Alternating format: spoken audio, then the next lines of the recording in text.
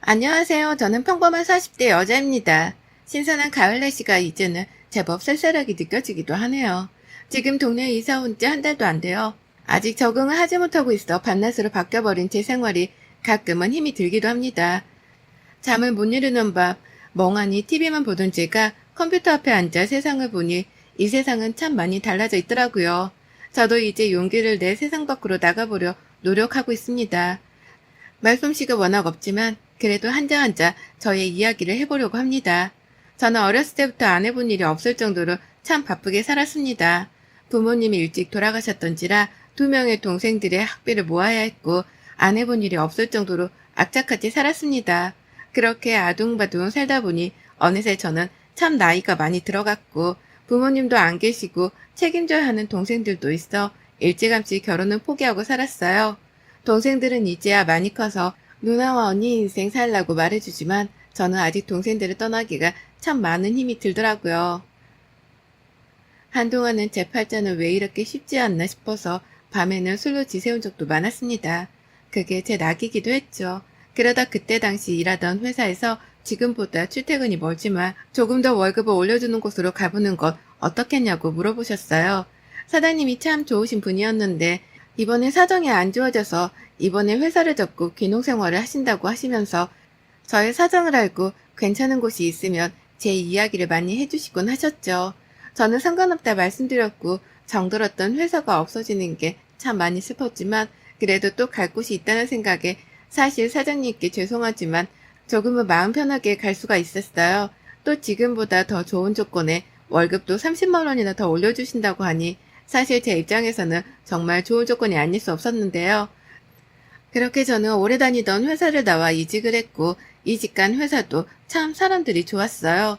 그 사람들 중에 유독 저를 잘 챙기시던 과장님이 계셨는데 처음에는 제가 처음 들어온 사람이다 보니 챙겨주시는가 보다 하고 받았지만 조금 과한 챙김을 주시길래 모든 분들한테 그러시나 의아했죠. 회사를 열심히 다니던 중에 어느 날은 너무 몸이 아파 결근을 해야 하는 상황이라 사장님께 잘 말씀을 드리고 그날은 회사를 나가지 않았어요. 동생들도 대학교 다니느라 시험기간이어서 늦게 오는 날이라 집에 혼자서 밥을 차려 먹고 있었는데 누군가 뚝뚝하는 소리가 들리더라고요. 누구세요라고 물어보니 저를 잘 챙겨주시던 과장님이셨는데요. 처음에는 놀라서 여쭤보니 아파서 결근했길래 걱정이 돼서 죽과 과일을 사가지고 오셨다고 하셨어요. 살면서 동생들만 챙겨줘봤지 누군가에게 챙김을 받은 적이 없어서 그 과일과 죽을 받고 저도 모르게 눈물이 뚝뚝 떨어졌죠. 과장님은 그런 절 보시더니 정말 걱정돼서 왔는데 미안하다고 오버한 것 같다고 말씀을 해주셨어요. 저는 너무 감사하다고 다음에 제가 꼭 갚겠다고 하는데 저에게 이번 주 주말에 영화 보러 가는 건 어렵냐고 되물으시더라고요. 저는 이게 데이트 신청인가 싶어서 둘이요? 라고 물어보았더니 둘만 가고 싶다고 말씀하시더라고요. 그렇게 저의 산전수전 다 겪은 삶에도 나를 사랑해주는 사람이 스며들었고 그렇게 3년을 만난 어느 날 저에게 청혼을 하셨답니다. 아직 동생들이 갓 취업을 한 상태라 내가 결혼해도 될까라는 생각이 맴돌았지만 이제 두 동생들도 돈을 벌어 누나랑 언니가 결혼할 때 도움이 되고 싶다고 행복했으면 좋겠다고 이야기해 주더라고요. 정말이지 그날은 제 인생에 다시 오지 않을 행복이었습니다. 남편은 저의 모든 상황을 알고 있었고 그런데도 저와 제 동생들까지 나중에는 함께 살고 싶다고 하더군요. 근데 남편이 저에게 말하지 못한 비밀이 있다고 하는데 알고 보았더니 회사 사장님이 자신의 아버지라고 털어놓더라고요. 아는 직원들도 있지만 모르는 직원들도 있어 티내지 않고 다니려고 하고 있어서 말하지 못했다고요. 저는 많이 놀랐지만 그래도 내심 남편이 사장님 아들이라고 하니 기분은 좋더라고요. 그렇게 우리는 결혼을 했고 시댁에서 구해주신 신혼집으로 들어갔어요. 그 신혼집은 시댁과 불과 5분도 안 되는 거리에 위치해 있는 곳이지만 그래도 얻어주신 거라 정말 감사하게 들어갔죠. 저의 행복한 생활은 이제야 시작되는 것 같았어요. 남편네 집은 시할머님, 아버님, 어머님, 서방님까지 한 집에 살고 있었는데요. 가깝다 보니 저희에게 저녁 먹으러 오라는 말씀을 자주 해주셔서 신혼여행에 갔다 오고 부랴부랴 짐도 정리도 다 못한 채 시댁으로 식사를 하러 갔습니다. 도착해서 어머님이 식사 준비를 하시고 계시길래 저도 옆에서 거들었고 상을 차리는데 상이 두 상이 차려지더라고요. 처음에는 다 앉기가 좁아서 그런 건가 싶었지만 큰 상에는 아버님, 남편, 서방님과 시할머니가 앉아서 밥을 먹고 작은 상에는 저랑 어머님만 부엌에서 먹게끔 차려두셨더라고요. 근데 그 올라가 있는 반찬들을 보니 어머님과 제가 먹는 상에는 남겨진 반찬들과 찬밥이 올려져 있었지만 아버님과 남편이 있는 식사상에는 따뜻한 밥과 새로운 반찬들이 올려져 있더라고요. 처음에는 솔직히 이게 뭔가 싶어서 멍했지만 티내지 않았죠. 당황스러웠던 식사 시간이 끝나고 설거지도 하고 뒷정리하는데 시할머님이 오시더니 아까 큰 상에서 남았던 국들과 반찬들을 다 라겐나통에 싸시더라고요. 저는 다시 넣는가 보다 하고 설거지를 하는데 저보고 갑자기 가져가서 먹으라고 하시네요. 그러면서 민수랑 그거 절대 주지 말고 새로 반찬한 거 담아놨으니까 그거 가져가서 먹이라고요. 그 말을 듣고 너무 당황스러웠지만 할머님인지라 네 대답하고 말았어요. 집에 오는 길에 남편에게 물었죠. 원래 여보네 집은 남자랑 여자랑 따로 먹어야 하는 거야? 언제부터? 라고 물으니 나는 어릴 때부터 그래서 당연한 건 줄 알았는데 군대 대학교도 가고 사회생활을 해보니 우리 집이 조금 유난인 것 같더라고. 자기 많이 놀랐지.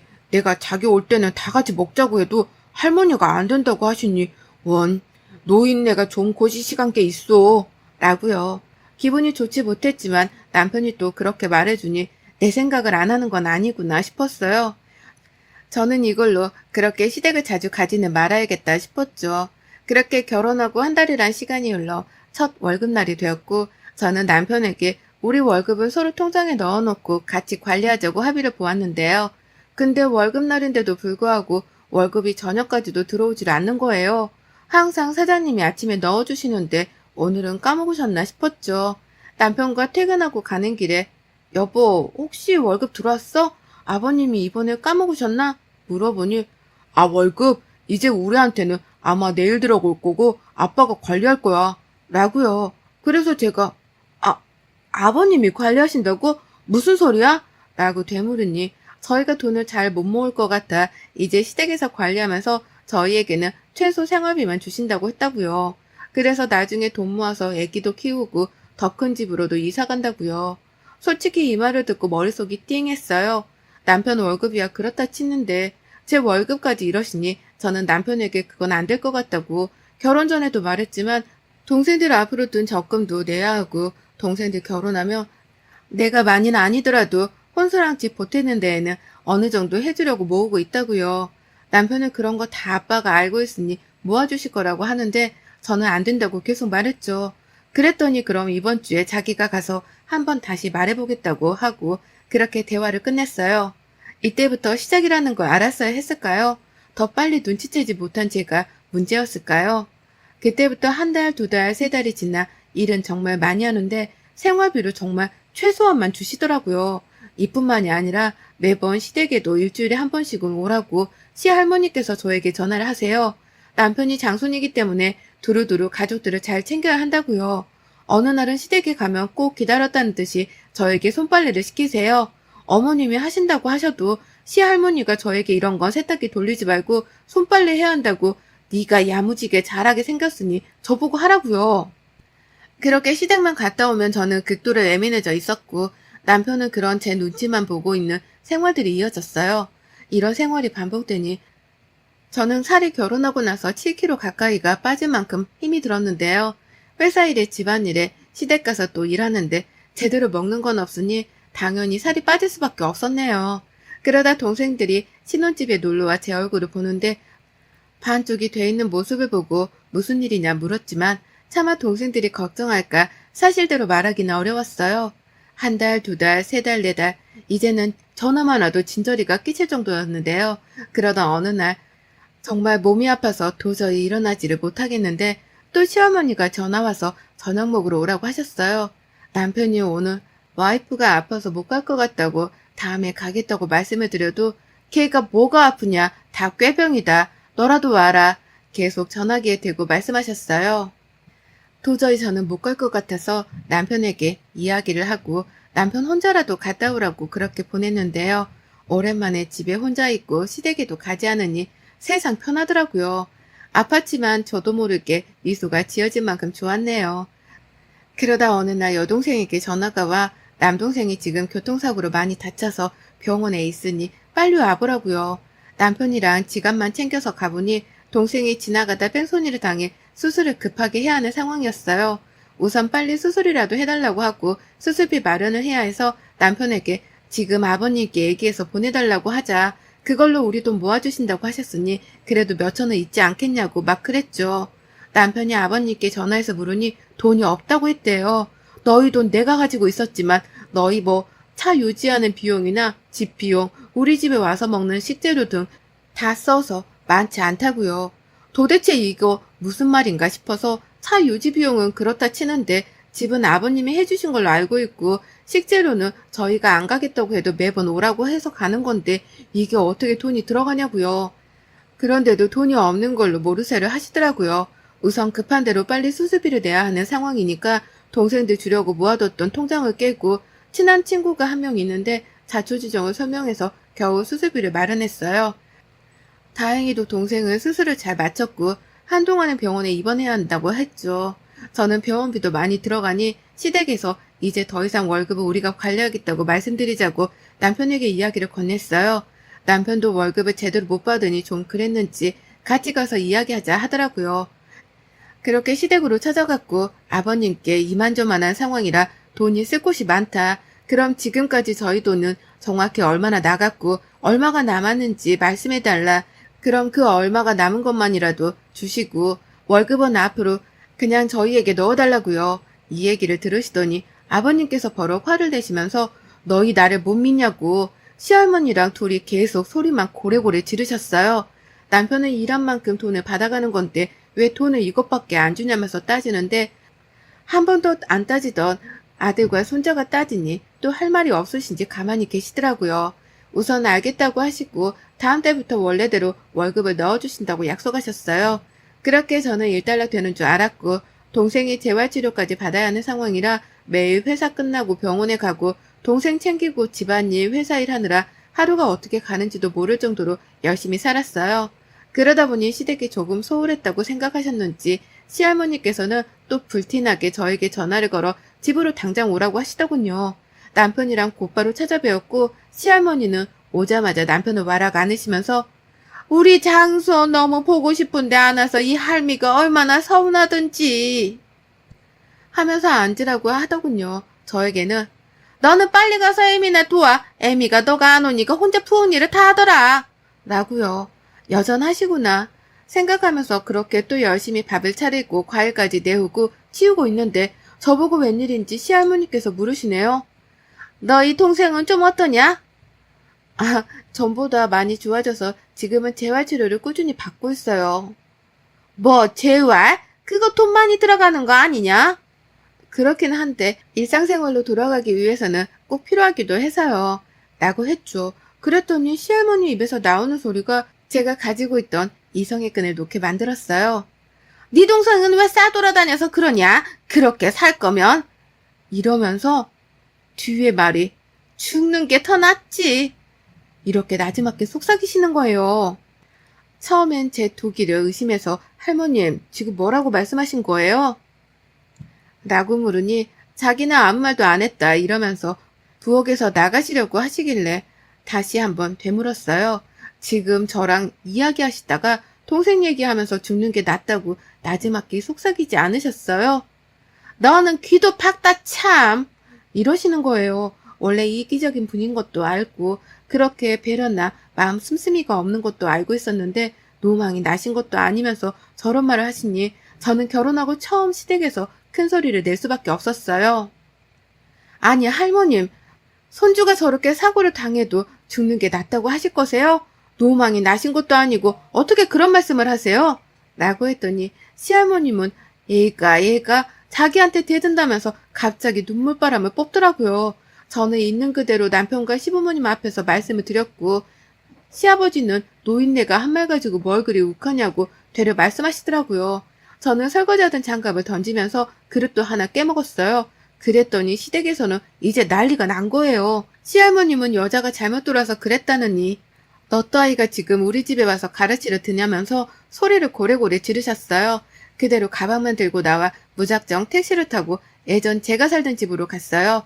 너무 충격적이고 이 마음을 어떻게 진정시켜야 할지 도무지 모르겠더라고요. 지금까지 제가 받아왔던 서름들이 한 번에 밀려오면서 이혼을 하더라도 이대로 가만히 있으면 안 되겠다 싶었어요. 저는 그 뒤로 시아버지가 제대로 월급을 주지 못한 내역까지 뽑고 제 이야기와 시댁 이야기를 A4 용지 한 장에 써내려 갔죠. 그렇게 만반의 준비를 끝마친 저는 먼저 회사에 가장 먼저 출근해 회사 곳곳에 제가 쓴 글들을 올려놓기 시작했어요. 그리고 노인정부터 시작해 그 동네의 시댁 식구들이 자주 가는 곳에 모두 다 저희 이야기를 꽂아놓기 시작했고 그 시체를 까발리기 위해서 온갖 수단을 가리지 않았죠. 그리고 난리가 났을 시댁으로 쳐들어갔어요. 저를 보자마자 고래고래 소리를 지르는 시댁 앞에서 지금까지 제가 결혼해서 거의 일주일에 5일 동안은 시댁 가서 설거지하고 손빨래하고 집안일하고 회사에서는 아침부터 저녁까지 풀타임으로 근무를 하면서도 고작 50만 원도 안 되는 돈으로 산 이야기까지요. 다행히도 제가 남편이랑 아직 혼인신고를 못하고 살다 보니 아직 정식 가족이 아니라서 지금까지 아버님께서 돈으로 했던 만행들을 저는 노동청에 신고를 하겠다고요. 계약서 쓰지 않은 것부터 시작해 야근에도 야근수당도 챙겨주지 않고 심지어 월급의 반의 반도 안 되는 돈으로 주셨다. 신고해서 내가 받는 돈이 없더라도 회사에 돌아오는 타격은 심할 거라고 또박또박 말했어요. 그제서야 달려온 남편에게도 똑똑히 말했어요. 혼인신고도 안 했지만 더 이상 함께하지 말자고요. 그렇게 시댁 식구들을 뒤로 한 채 저는 다시 제가 살던 곳으로 돌아왔고 변호사까지 선임해 회사에서 일하면서 못 받았던 돈들과 회사에 타격이 갈 수 있을 만한 모든 증거들을 제출했어요. 아버님은 이제야 심각성을 아시고 저에게 불티나게 전화를 하지만 저는 차단은 박아버렸죠. 상종조차 하고 싶지 않았거든요. 남아있는 어머님이 불쌍하긴 하지만 저도 살고 봐야겠는지라 어머님께도 바보같이 살지 마시고 떠나시라고 말씀드렸어요. 정말 떠나실지는 모르겠지만요. 소송은 오래 걸리겠지만 지금까지 제가 받아온 노동 착취에 비하면 이런 불편한 경험들은 아무것도 아니라고 생각이 들었거든요. 그렇게 소송을 진행했고 그때마다 불리해지는 건 시댁 쪽이었어요. 그렇게 끝나지 않을 것 같았던 소송이 끝나고 저는 생각보다 많은 금액을 받지 못했지만 지금까지 제가 일한 정도의 비용은 받을 수 있었어요. 혼인신고는 비록 하지 않았지만 반년 동안의 사실혼이다 보니 그런 것들이 재판에서는 잘 반영되지 않은 것 같았어요. 변호사님 말씀을 들으면 그렇더라고요. 그래도 제가 일한 만큼의 돈은 받아서 다행이었죠. 또 회사는 아마 제가 노동청에 고발했기 때문에 조사와 함께 과태료가 많이 부과된다고 하시네요. 그렇게 저는 지옥 같았던 시댁과의 전쟁을 끝내고 동생들과 다시 새로운 삶을 살아가고 있답니다. 그 뒤로 남편과 시댁은 들리는 소문에는 그 동네를 떠났다고 해요.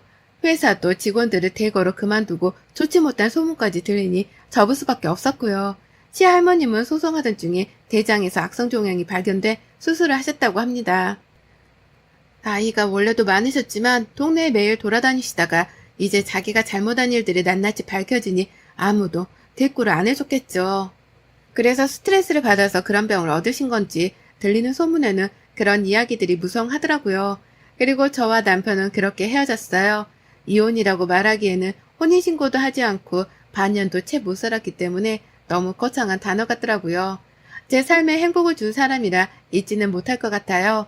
마지막에 저에게 자기가 조금씩 모아두었던 돈을 동생과 행복하게 살라고 내밀더라고요.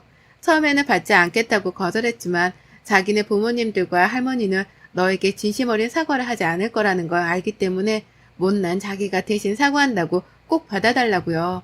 많은 돈은 아니었지만 1,000만 원이라는 돈이 모여 있었더라고요. 남편도 일하면서 아버님에게 월급을 제대로 못 받은 것 같더라고요. 그냥 다 자기가 알아서 하니까 걱정하지 말라면서 그렇게 안심시켰겠죠. 그리고 정작 아버님은 남편 월급줄 돈으로 꾸준히 도박을 해오셨더라고요. 참, 자기 아들 월급을 저러고 싶었던 건지 부모라는 작자들이 어떻게 저럴 수 있었는지 싶더라고요. 남편도 많이 불쌍한 사람이지만 왜 이런 말 있잖아요. 남의 집 가장 빼오는 거 아니라고요. 그 말이 지금 딱 맞아 들어가더라고요. 그렇게 저는 짧았던 결혼 생활을 뒤로 한 채 지금은 제 삶을 즐기며 살고 있어요. 결혼 전에는 무조건 앞만 보고 살았던 생활이 지금은 여유도 찾고 동생들과 여행도 좀 다니고 제가 베이킹 하는 걸 굉장히 좋아하는데 지금 이사 온 동네에서 조그마한 빵집과 카페를 차려서 하려고 준비 중이에요. 참 제 인생은 늘 기구하다고 생각했지만 또 결혼하고 다시 돌아보니 평범하게 사는 것이 가장 힘들다는 걸 알았네요.